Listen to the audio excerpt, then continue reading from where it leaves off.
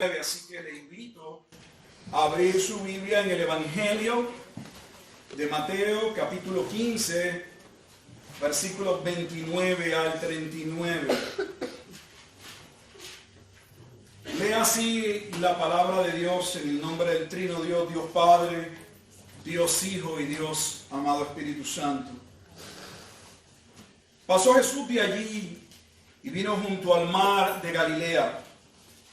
Subiendo al monte se sentó allí y se le acercó mucha gente que traía consigo a cojos, ciegos, mudos, mancos y otros muchos enfermos.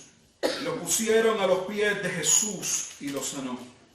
De manera que la multitud se maravillaba viendo a los mudos hablar, a los mancos sanados, a los cojos andar y a los ciegos ver, y glorificaban al Dios de Israel.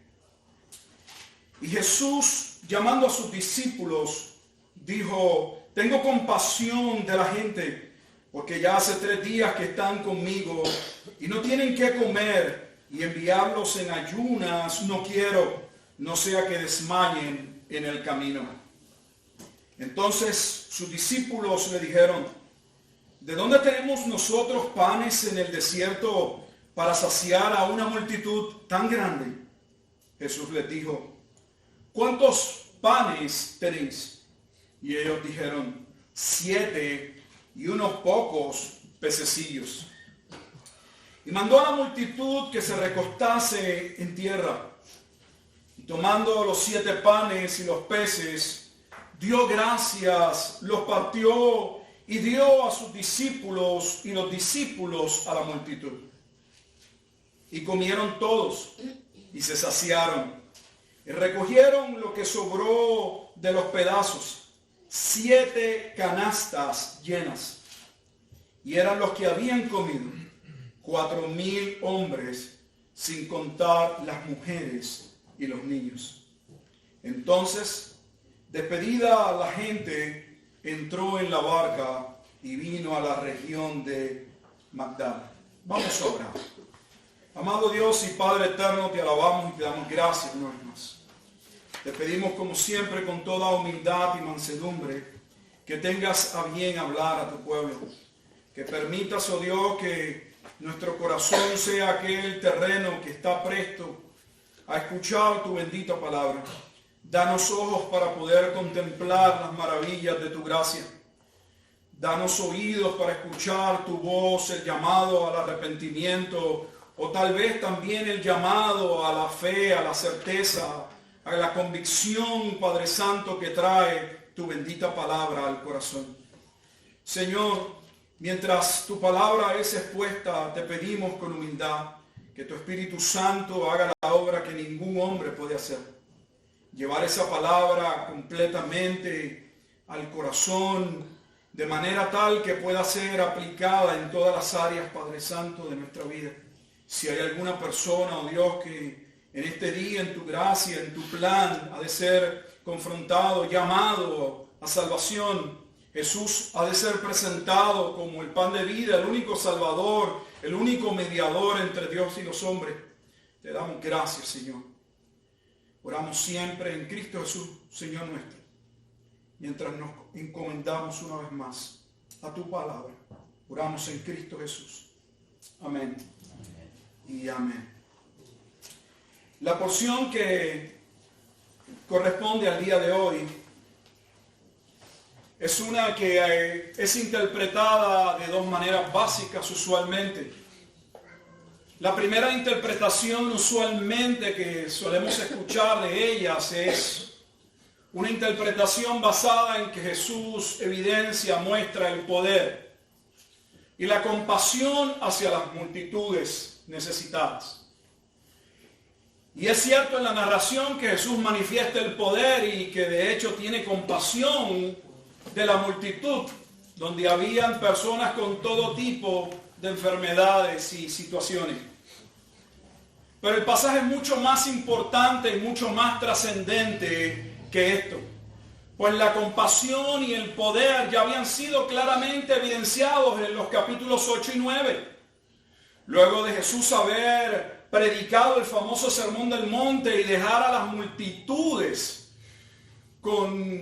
asombrados, maravillados por la manera en que enseñaba la Escritura, inmediatamente Jesús comienza a evidenciar no solamente una gran predicación, un gran conocimiento de la palabra de Dios, una correcta interpretación, pues Él es el Verbo encarnado, es Dios mismo trazando la palabra de Dios, sino que ahora las personas comenzaban a asombrarse por cada uno de los milagros narrados en capítulo 8 y capítulo 9.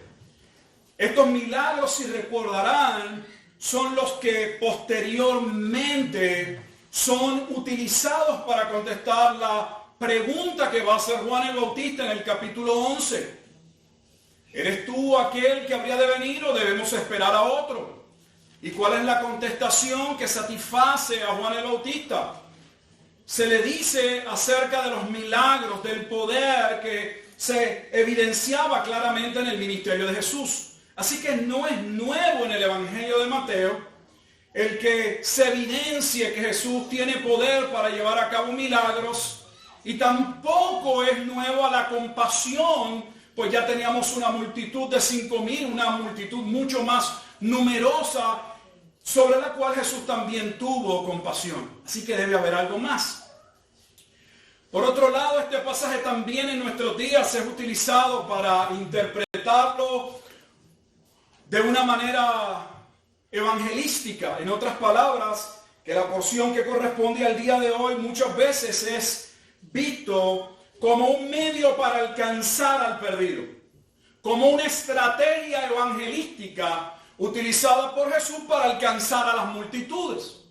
Pero ¿es realmente eso lo que muestra Mateo capítulo 15, versículos 29 al 39?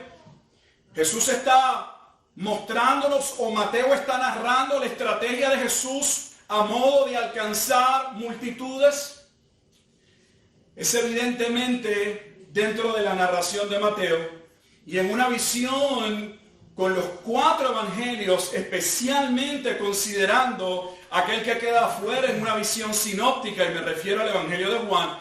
Recuerda que una visión sinóptica dentro del contexto de los evangelios es el considerar o ver la narración de Mateo, Marcos y Lucas en conjunto, ya que básicamente mencionan o agrupan ciertos milagros o ciertos eventos en el ministerio de Jesús.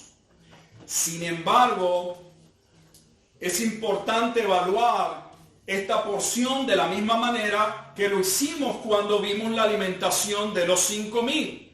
Necesitamos, y vamos a verla a la luz de la interpretación del propio Jesús al segundo día de la alimentación de los 5,000, donde Él claramente va a decir quién es el verdadero pan, a quiénes viene a alimentar, quiénes se pueden acercar a Él, y así sucesivamente. Así que tenemos una interpretación que solamente se queda superficial, donde solo se evidencia o se muestra en la narración un Jesús que tiene poder y compasión. Tenemos una interpretación falsa utilizada muy común en nuestros días, de que esto evidencia una estrategia evangelística de cómo alcanzar las multitudes, que de hecho no es como la presentan en nuestros días. Pues Jesús no iba y apartaba una cantidad de dinero y buscaba ciertos alimentos para llegar a un lugar y dar alimento para atraer a las multitudes y predicarles. En ninguna de las dos narraciones eso es lo que sucede. No sé de dónde se desprenden tales ideas. Claramente la alimentación de los 5,000 se dice que ya anochecía y que debían ser enviados para que pudiesen comprar algo, lo que claramente evidencia que en la mente de los apóstoles no estaba el darle de comer a la multitud. Lo mismo sucede en la alimentación de los 4,000. De hecho, esta es más dramática, porque en la de los 5,000, aunque la multitud es inferior, la multitud es despedida el mismo día. Pero en la de los 4,000, en la narración, Jesús piensa en darles de comer porque dice la Escritura que llevan 3 días con él. Llevaban mucho más tiempo. Y la Escritura dice que Jesús pensó que despedirlos no era sin comer, no era algo conveniente, porque algunos de ellos habían viajado y en el camino, en ayunas, podían tener situaciones o problemas. Pero vemos exactamente lo mismo que en los 5,000. Los discípulos no parecen estar preparados ni tienen en su mente que hay que darles de comer a la multitud. Lo que claramente, me reitero, evidencia que Jesús no preparaba campañas de alimentación o centros de misericordia para atraer a las multitudes. Mucho más. Todo esto es totalmente falso a la luz del Evangelio de San Juan. Porque claramente en el Evangelio de San Juan, al segundo día de la alimentación de los 5,000, Jesús le dijo a las multitudes que regresaban: si vienen solo por los panes y los peces que comieron ayer, desde ahora les digo que se pueden ir. Si van a quedarse aquí, deben comer el verdadero pan. Yo soy el pan que descendió del cielo, afirma Jesús. Así que tratar de usar esto como una estrategia evangelística para atraer multitudes es simplemente una interpretación falsa, que evidencia poco conocimiento de la Escritura. Y no quisiera llegar a ese punto porque no conozco a los que lo hacen en el corazón. Pero torcer la Escritura para tratar ellos de alcanzar las personas, no Cristo, es una herejía. ¿Qué es entonces lo que tenemos a nuestra consideración en el Evangelio de Mateo capítulo 15, versículos 29 al 39? Si usted siguió la narración con calma y la comparáramos con la alimentación de los 5,000, verá que hay unas similitudes. Tienes a un Jesús que se ha apartado. Hay una multitud que viene en necesidad. Jesús los ve y en ambos casos tiene compasión de ellos. Sana a una cantidad de personas con todo tipo de enfermedades. Y luego se presenta el momento, ¿cómo alimentamos a una multitud tan grande? De hecho, el hecho de que la narración de los 5,000 contenida en el capítulo 14 de Mateo y la alimentación de los 4,000 en el capítulo 15 de Mateo tengan tanta similitud ha llevado a algunos comentaristas a concluir que es una misma situación, es un mismo evento narrado 2 veces, lo cual entendemos es totalmente falso. ¿Por qué razón? 2 razones evidentes, una en el capítulo 15 y una en el capítulo 16. La primera razón dentro de la narración que acabamos de dar lectura está en el versículo 31. Cuando Jesús manifiesta el poder y las señales sanando a los enfermos, dice que la multitud glorificaban al Dios de Israel. Esa expresión, glorificaban al Dios de Israel, es una expresión totalmente de gentiles. De hecho, el contexto en que se desarrolla esta porción es que Jesús se ha apartado a territorio gentil. Está entre gentiles. De hecho, entender que Jesús está entre gentiles es la llave maestra para poder entender realmente el contexto de esta narración, como vamos a ver. Segundo, en el capítulo 16, por eso es que uno cuando lee una lectura, cuando se acerca para buscar una interpretación, no puede leer solo una porción de la Escritura. Hay que ver esa porción a la luz del Evangelio completo, del contexto que antecede la narración y muchas veces también el contexto que continúa posterior a la narración.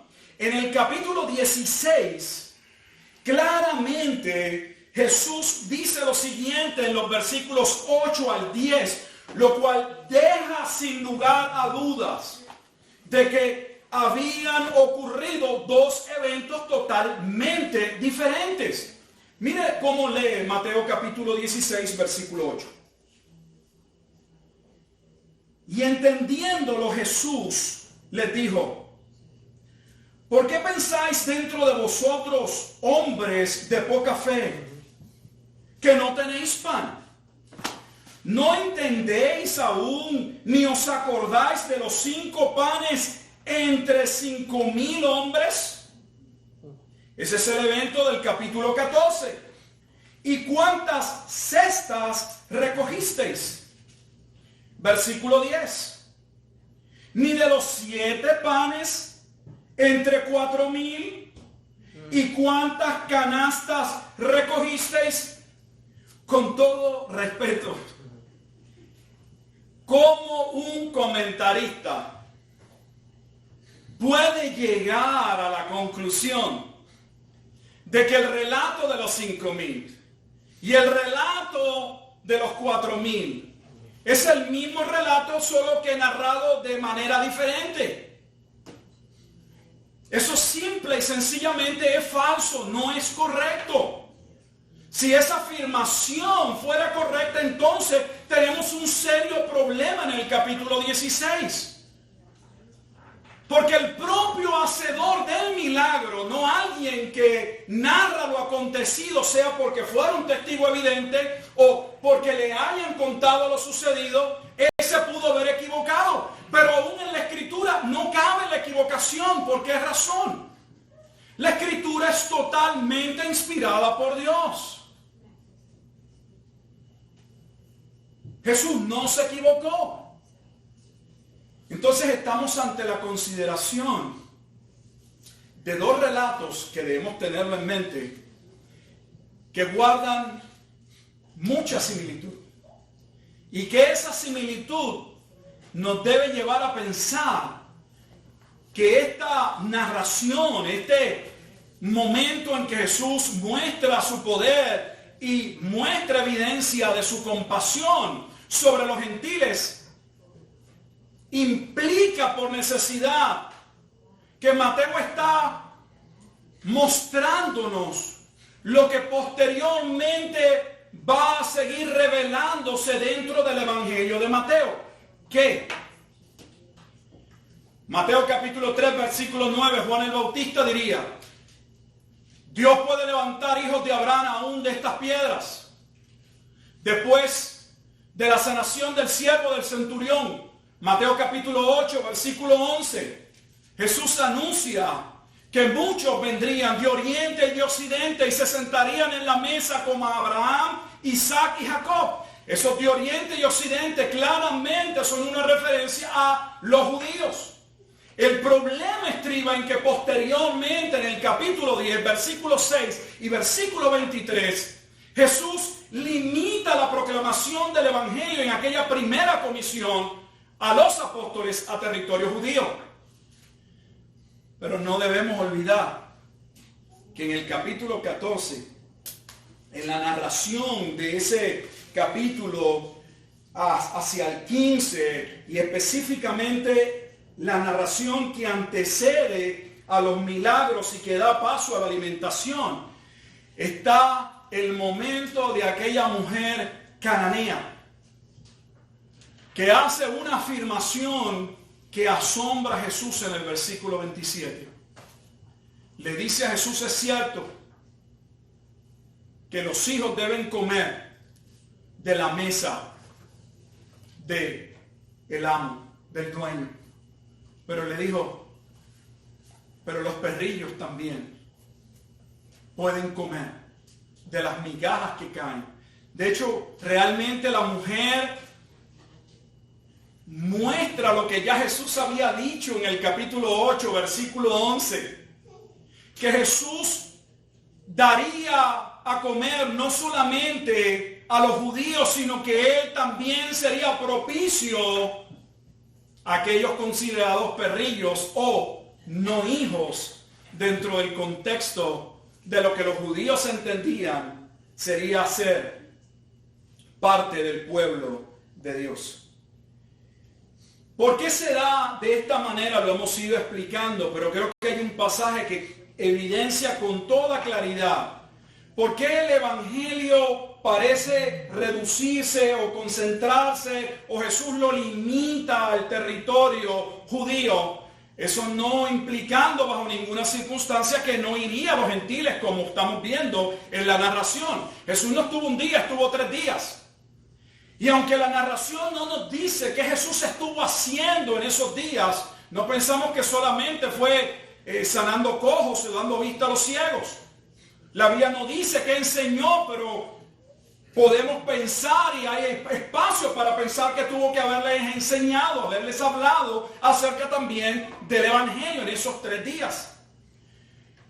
¿Por qué el evangelio va primero a los judíos y vemos una transición paulatina, aún dentro del evangelio de Mateo, hacia una apertura hacia los gentiles?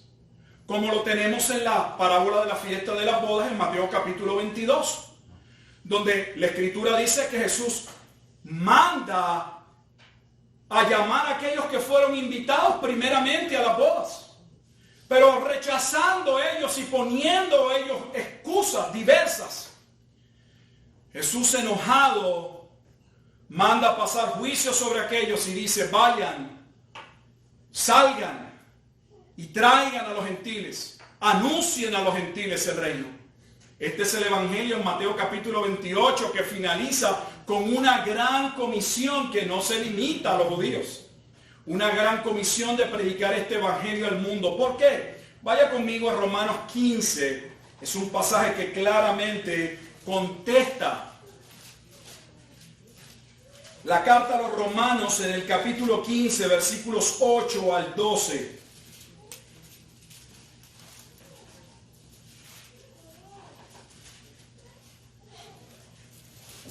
Y lee así la palabra de Dios en la epístola o la carta a los romanos en el capítulo 15, versículo 8 en adelante.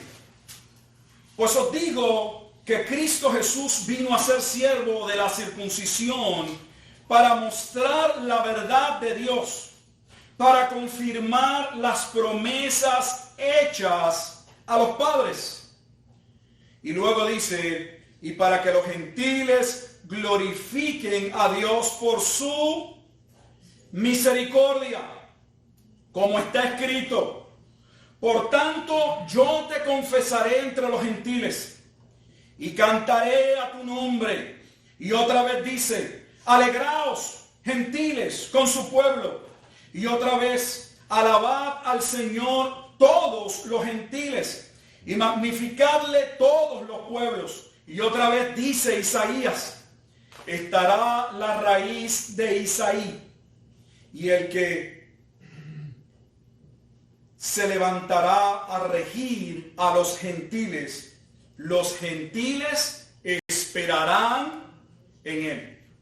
Así que en la carta a los romanos, ya casi finalizando la carta, Pablo contesta o nos ayuda a entender por qué era necesario que el evangelio fuese primeramente, como hallamos en el libro de los Hechos, hacia los judíos.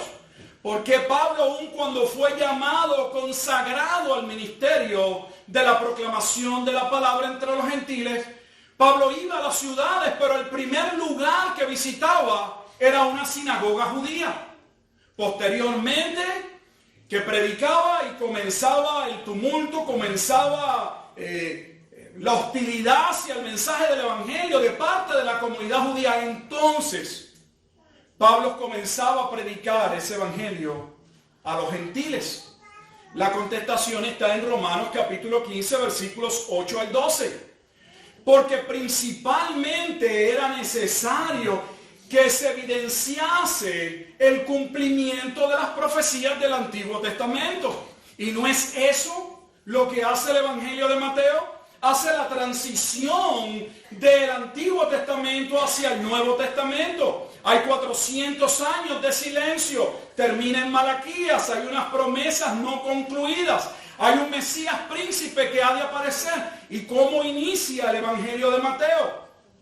Diciéndonos que Jesús es el Mesías, el Rey prometido de la casa de David, que es también la simiente prometida a Abraham. En otras palabras, que Mateo conecta y afirma que Jesús cumple el mensaje proclamado en el Antiguo Testamento. Para poder entender el capítulo 14, necesitamos verlo a la luz de dos cosas básicas. La primera, la afirmación de la cananea, y ya básicamente lo he expresado. ¿Cuál es la afirmación que hace la mujer cananea en ese mismo capítulo 15, versículo 27? Y ella dijo, la mujer se refiere o se expresa ante Jesús y le dice, sí, Señor, pero aún los perrillos comen de las migajas que caen de la mesa de sus amos.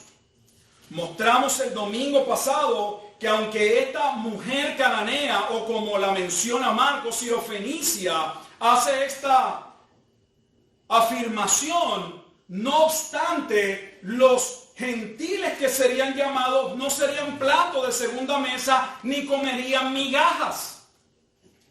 Jesús ya había dicho en el capítulo 8, versículo 11, que los gentiles que creerían se sentarían en la misma mesa con Abraham, Isaac y Jacob. No habiendo ninguna distinción, no habiendo ninguna división. Si entendemos entonces que Jesús está en territorio gentil y que acaba de ser confrontado con la pregunta de si tendría misericordia sobre aquellos que no eran considerados parte de los hijos de Dios, una referencia al pueblo de Israel, entonces tenemos en la alimentación de los 4,000 no solo la afirmación de que muchos comerían de esa mesa, sino ahora tenemos un ejemplo evidente del poder y de la compasión de Jesús sobre los judíos. Lejos de ver el pasaje como dos narraciones que señalan un mismo suceso, deberíamos ver dos sucesos diferentes que tienen similitudes y poder entonces comparar y ver que Mateo nos está haciendo entonces un contraste, está haciendo una comparación. Mateo nos está diciendo que el mismo Jesús que tuvo compasión sobre los judíos en la alimentación de los 5,000, que tuvo compasión, que expresó su poder sobre ellos, es el mismo Jesús que ahora en territorio judío muestra su poder y tiene compasión sobre los gentiles de la misma manera. De la misma manera. No hay ninguna diferencia. El mismo poder y la misma compasión es expresada evidente en la narración. Solo que en la alimentación de los 5,000, la población de necesidad era judía. Pero en la población o en el grupo entre la señal a los 4,000 eran gentiles. Mostrando Mateo que Jesús no hizo ninguna diferenciación entre un grupo y el otro. Pero creo importantísimo también que podamos evaluar este acontecimiento, este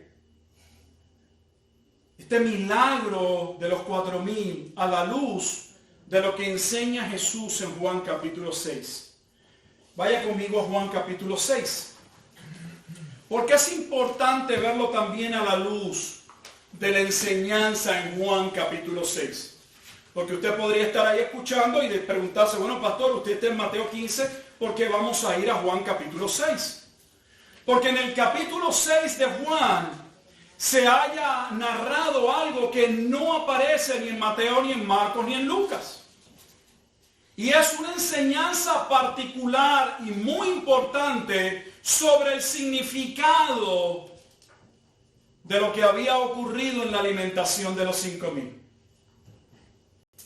Si la alimentación de los 5,000 y la alimentación de los 4,000 muestran al mismo Jesús con el mismo poder y mostrando la misma compasión entre las multitudes, entonces necesitamos considerar el significado que Jesús da a la alimentación de los 5,000 para traer ese mismo significado y aplicarlo a la alimentación de los 4,000. ¿Y cuál es? Vamos a verlo. En Juan capítulo 6, la primera verdad que podemos ver con toda claridad está en el versículo 35. Juan capítulo 6, versículo 35. Esta narración es lo acontecido el segundo día de la alimentación de los 5,000. Las personas se montan en la barca, cruzan el lago de Genesaret o el mar de Galilea, llegan a donde Jesús está y Jesús los confronta con la razón verdadera por la que habían llegado aquella mañana. Jesús afirma esta primera verdad, que Jesús es el verdadero pan de vida enviado por Dios. Versículo 35 dice, Jesús les dijo, yo soy el pan de vida, y el que a mí viene nunca tendrá hambre, y el que en mí cree no tendrá sed jamás. Lo mismo podemos verlo en el versículo 48 del capítulo 6. Jesús vuelve a afirmar, yo soy el pan de vida. Y podemos ver una tercera mención de lo mismo, por solo presentar algunas, en el versículo 51. Yo soy el pan vivo que descendió del cielo. Si alguno comiere de este pan, vivirá para siempre. Y el pan que yo daré es mi carne, la cual yo daré por la vida del mundo. Así que posterior a la alimentación de los 5,000, hay una multitud que no se nos dice la cantidad, que vuelve el día siguiente. Y Jesús los confronta y les dice, trabajen y busquen no el pan que perece, trabajen por el pan que a vida eterna permanece, el cual Dios les dará. Y ellos preguntan, ¿cuál es ese pan? ¿Dónde podemos encontrar ese pan? ¿Qué debemos hacer para poder comer ese pan? Y Jesús va a proclamarse como el pan verdadero que descendió del cielo. Ellos no pueden entender por qué Jesús se llama el pan de vida. Le dicen, pero ¿qué señal puedes mostrarnos para que te creamos? Porque Moisés nos dio pan. Y Jesús le dijo, el pan que Moisés les dio, ese pan lo comieron vuestros padres y murieron en el desierto. Pero el que come mi carne y el que bebe mi sangre, no morirá jamás. Así que Jesús se proclama al segundo día de la alimentación como el medio que desciende del cielo para la salvación de muchos. Él es el verdadero pan de vida. No solo en la alimentación de los 5,000, Él es el pan de vida también en la alimentación de los 4,000. Segundo, Jesús como el pan de vida es suficiente para todos los que a Él se acercan. Si usted mira en ambas narraciones, los discípulos dudan si podían encontrar algún lugar para comprar los alimentos, o si ellos contaban con los recursos económicos para poder satisfacer las necesidades de aquella multitud. Pero Jesús proclamó al segundo día de la alimentación que Él es suficiente para todos los que se acercan a Él. Versículo 33, capítulo 6 dice, porque el pan de Dios es aquel que descendió del cielo y da vida al mundo. Jesús no solo tiene poder y puede mostrar compasión sobre uno, lo haría sobre muchos. En el versículo 51, que también ya dimos lectura, Jesús vuelve a afirmar: yo soy el pan vivo que descendió del cielo. Si alguno comiere de este pan, vivirá para siempre. Y el pan que yo daré es mi carne, la cual yo daré por la vida del mundo. Mostrando que Jesús se daría no solo para salvar a los judíos dentro del Evangelio de Mateo, se daría también para salvar a los gentiles. Y se daría no solamente para la salvación de los hombres, se daría dentro del Evangelio de Juan para salvar al mundo que Él creó y que Él ama. Porque Dios ama su creación. Hemos dicho en otras ocasiones que aunque la Escritura se centra en el aspecto soteriológico, en otras palabras, en el aspecto de la salvación del hombre, Jesús no vino solo a salvar a los hombres. Él vino a restaurar, dice la Escritura, todas las cosas. Por eso hablamos de cielos nuevos y tierra nueva. Jesús salva a los hombres no para llevárselos a una nube. Los salva para que puedan disfrutar del mundo que Él creó, pero que el pecado distorsionó. Tercera verdad. Nadie puede venir a Jesús verdaderamente sin ser traído por el Padre. En Juan capítulo 6, versículo 37 dice la Escritura: y si usted ha escuchado la afirmación que acabamos de decir, esta afirmación es contraria a utilizar este pasaje como una estrategia para atraer a los vecinos. Porque Jesús va a decir que nadie realmente puede acercarse a Él para salvación, puede creer en Él como el Hijo de Dios, que quita el pecado del mundo, si el Padre no obra en sus corazones y los trae al Hijo. Por lo tanto, creer que con repartir comida, con tener eventos de misericordia, vamos a alcanzar a las personas, es simple y sencillamente falso. Que la iglesia, que los creyentes deben ser hombres con compasión, debemos poder responder seguro, y empezando, dice la Escritura, en nuestra casa nos enseña. Pero el Evangelio no es obra social. Para que este mundo sea transformado, dice la Escritura, Cristo tuvo que morir. Nuestros corazones tienen que ser cambiados y el mundo debe ser transformado. Y eso no se hace repartiendo agua. Eso no se hace repartiendo libritos de colorear a los niños.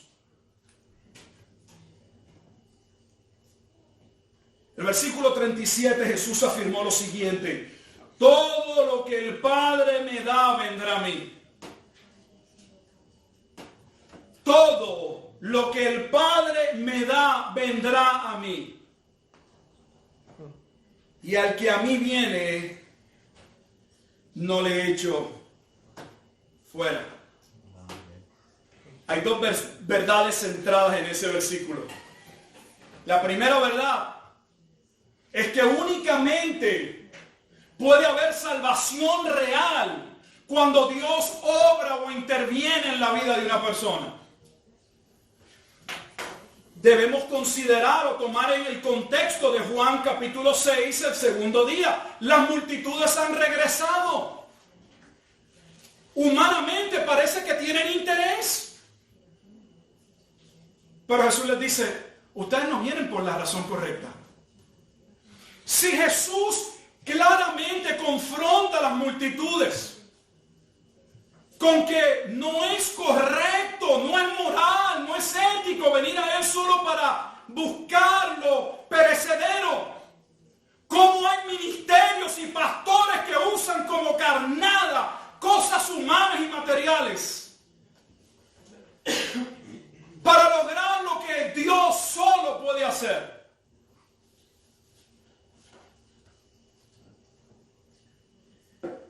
La cuarta verdad en el versículo 37 va de la mano de la tercera verdad que acabamos de compartir. Solo pueden acercarse a Jesús realmente para salvación los que Dios le trae, acerca hacia su Hijo.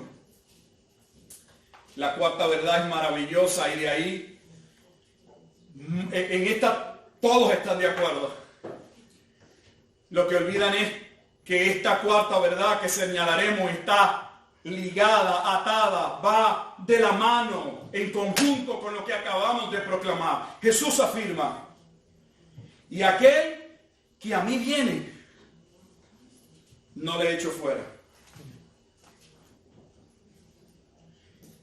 ¿A quiénes se refiere Jesús que vienen a Él y que Él a ninguno echa fuera? A todos y a cada uno de los que el Padre atrae verdaderamente a Él.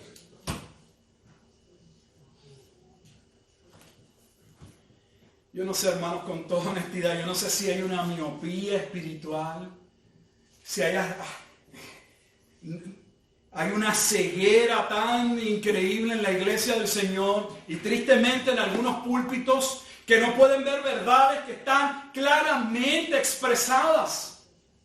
Si alguno lee este capítulo 6, es obvio, no hay que ser ni creyente para darse cuenta que hay una multitud que a todas luces, vuelvo a repetir, parece que les gustó, que hay algún compromiso, que algo bueno pasó el día anterior. Pero es evidente que Jesús inmediatamente los confronta. No esperó, los confrontó inmediatamente. Abrieron su boca, inmediatamente Jesús fue tajante, cortante, como espada de dos filos. ¿Por qué? Porque Jesús no engaña a las multitudes. Si nuestro Dios es un Dios de poder y lo muestra en la salvación. Si nuestro Dios es un Dios de compasión y lo muestra en los vasos de misericordia. Pero Él tiene compasión y muestra su poder sobre quien Él quiere.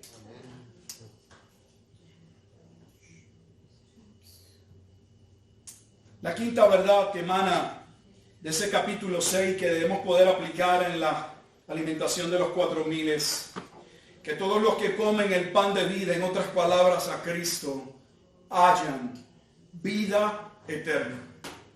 En otras palabras, que venir a Cristo, que aceptar el Evangelio, que la experiencia del arrepentimiento y la fe en Jesucristo es vital para la salvación. No hay salvación sin Cristo. Él es el único mediador entre Dios y los hombres. La Escritura lo establece, Jesucristo hombre, Hechos capítulo 4, versículo 12.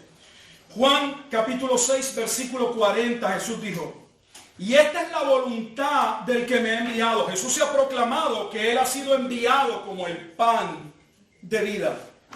Pero ahora habla del que lo envió. Él fue enviado y ahora habla de quién lo envió. El Padre. Y dice: y esta es la voluntad del que me ha enviado. Que todo aquel que ve al Hijo y cree en Él tenga vida eterna, y yo le resucitaré en el día postrero. Observa lo que dice este versículo. Voy a leerlo con detenimiento. Y esta es la voluntad del que me ha enviado. ¿Cuál es la voluntad del Padre?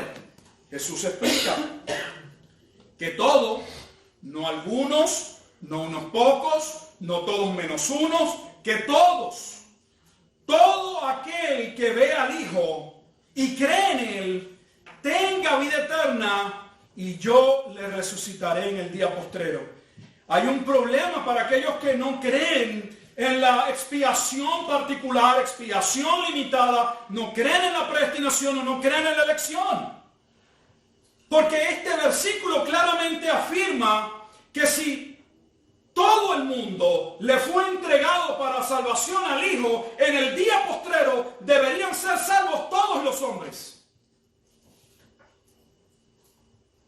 Porque todo lo que el Padre le dio al Hijo, todo todos, sin excepción de uno, deben resucitar en el día postrero. Y la Biblia afirma que todos los hombres resucitarán, pero no todos para salvación eterna. Por lo tanto, el todos son todos los que en el versículo 37 Jesús afirmó le son dados o vienen a Él, se acercan a Él porque el Padre los lleva al Hijo. Cuando vemos, para concluir, la porción que corresponde al día de hoy en Mateo capítulo 15, versículos 29 al 39, no podemos concluir que esta narración es solamente un desfile de señales y de milagros que evidencian el poder de Dios y que muestran su compasión sobre multitudes. Es cierto que contiene, que podemos hablar del poder de Dios, que hay espacio y la Biblia llama para ver a un Jesús teniendo compasión.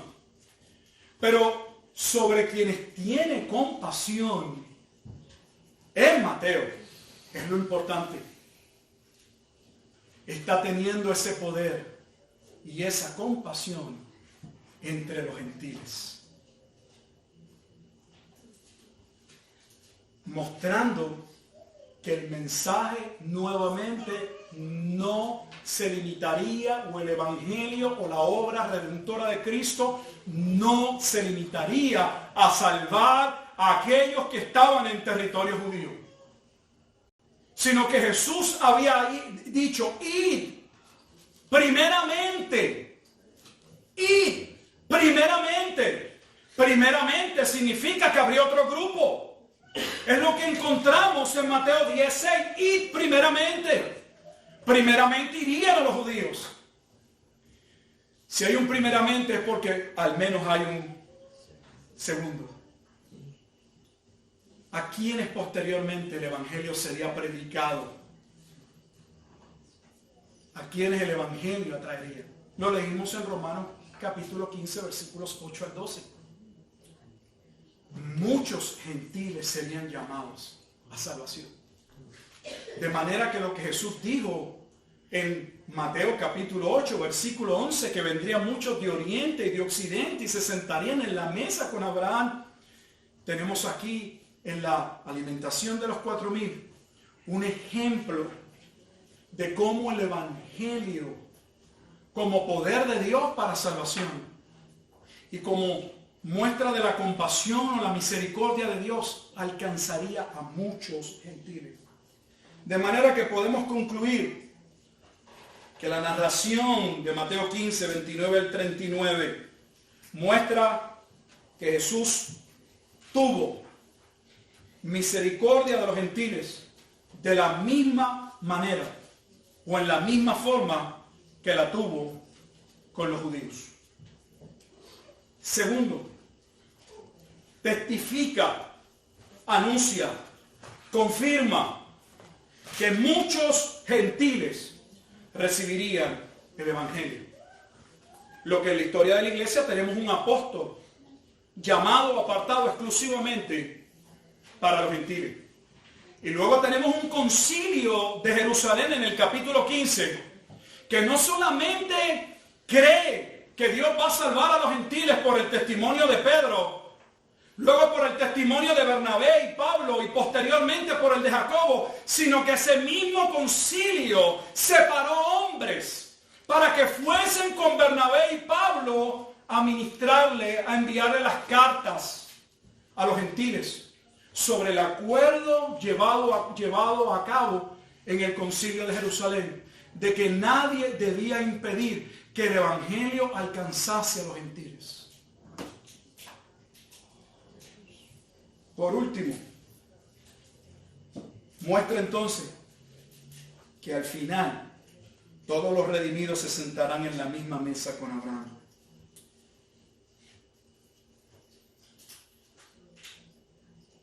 Si uno mira cómo finalizan ambas alimentaciones, hay un preámbulo en ambas. de lo que nosotros llamamos la Eucaristía o la Cena del Señor, ya que estamos para tomarla. Hay una multitud en necesidad. Y hay alguien que tiene los recursos para satisfacer la necesidad de esa multitud. Ese pan es tomado, ese pan es quebrado.